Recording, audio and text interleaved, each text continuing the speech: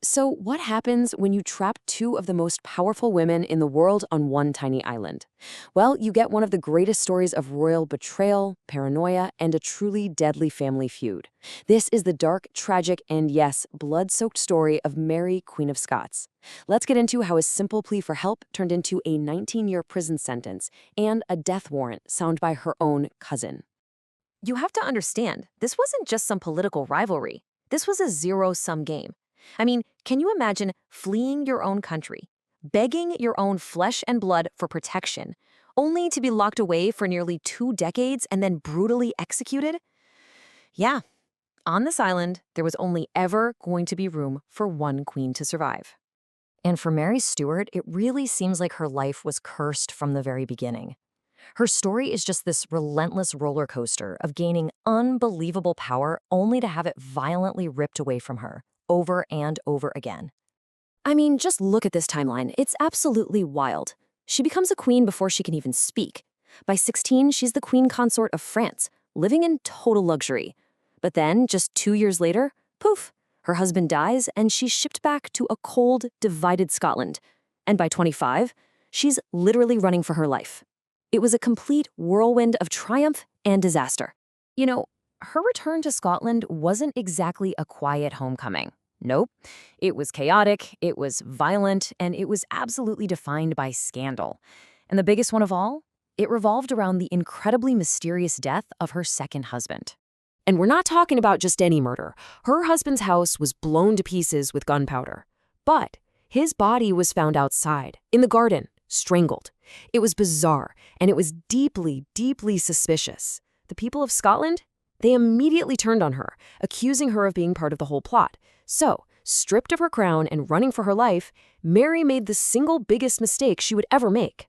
She rode south to England, thinking she'd find protection with her cousin, Queen Elizabeth I. Mary thought family would protect family. She could not have been more wrong. Her plea for help walked her straight into a cage. You see, Elizabeth didn't see a cousin in need of help. She saw a massive threat. Mary was young, she was beautiful, she was Catholic, and worst of all, she had a very strong legal claim to the English throne. Paranoia just completely took over. So instead of giving Mary an army to get her Scottish throne back, Elizabeth locked her away in a series of remote castles. And this wasn't some short-term thing. We're talking 19 agonizing years. For 19 years, Mary was a prisoner in her cousin's kingdom. Can you even imagine that? Almost 2 decades of your life just gone. Spent locked away, hoping for a rescue that was never gonna come. But Mary was a queen, not some passive prisoner. From inside her gilded cage, she started to fight back. She set up this whole covert network, sending secret messages to her supporters in a desperate gamble to get her freedom back. This gamble, though, would be the very thing that sealed her fate. So she gets involved in what we now call the Babington Plot. The plan was pretty simple and totally treasonous. Assassinate Queen Elizabeth and put Mary on the English throne. And Mary was an active participant. She wrote letters in code, giving her full consent to the plan. But here's what Mary didn't know. Elizabeth's spymaster was one of the most brilliant and ruthless in history. His spies were absolutely everywhere. They intercepted every single letter, they expertly decoded them, and they just patiently waited until they had undeniable proof of Mary's treason, right there in her own handwriting. The trap had finally snapped shut. Elizabeth, even though she was hesitant, finally signed her own cousin's death warrant. So on the morning of February 8th, 1587, Mary walked into the execution hall. But she didn't beg, she didn't cry. She faced her end like a true queen. And this is where she makes her final, brilliant statement. She walked to the block wearing this somber black cloak. But right before she knelt down, she took it off. Underneath, she was wearing a dress of striking crimson red, the color of Catholic martyrdom.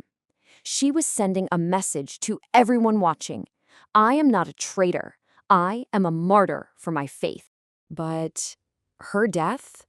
Wow. It was an absolute horror show. The executioner was nervous, maybe inexperienced.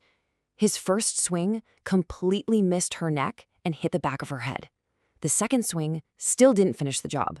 It took a gruesome third try to finally sever her head from her body. And if that wasn't horrific enough, when the executioner lifted her head by the hair to show the crowd, her famous red wig fell off. It revealed that 19 years of stress and imprisonment had turned her hair short and gray. Then, in one final, heartbreaking detail, her tiny pet dog, which had been hiding under her dress the whole time, was discovered trembling and covered in its owner's blood. So, Mary lost her life in the most brutal way you can imagine, but in the long game of history, the final move was hers. The ultimate irony was still to come. Elizabeth, the great survivor, the Virgin Queen, died without any children. There was no Tudor heir to the throne. So who did the English turn to? Well, the only person with a legitimate claim, the son of the very woman Elizabeth had executed.